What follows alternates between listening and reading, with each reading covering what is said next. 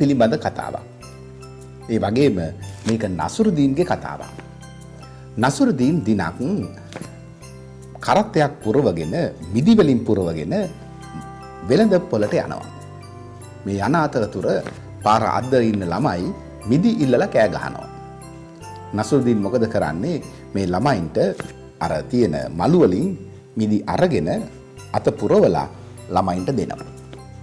ළමයින් ඔක්කොම තමුන්ගේ අත පුරවලා මිදි අරගන්නවා. ඒ වගේම මේ ළමයි නසරුදීන්ට කියනවා ඔයා හරිම ලෝභ කෙනෙක්. ඔයා අපිට මිදි දෙන්නේ මෙපමණද?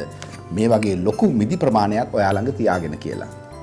නසරුදීන් කියනවා මිදි වල රස කුමක්දයි දැන ගැනීමට මිදි පුංචි ප්‍රමාණයක් කෑවත් එකයි, ලොකු ප්‍රමාණයක් කෑවත් එකයි. ගොඩක් කෑවත් පුංචි ප්‍රමාණයක් කෑවත් රස වෙනස් වෙන්නේ නැහැ කියලා. ඒ නිසා මිදි වල රස දැන ගැනීම පමණයි වැදගත් වෙන්නේ කියලා. අපි බොහෝ වෙලාවට අපිට ලැබෙන දේවල් ගැන ප්‍රමාණයෙන් මනිනවා විනා එහි වටිනාකමින් මනින්නේ නැහැ. නසරුදීන් අපට මතක් කර දෙන්නේ එයයි. ප්‍රමාණයෙන් නෙමෙයි වැදගත්, වටිනාකමයි වැදගත් වෙන්නේ. මිදි කමුද?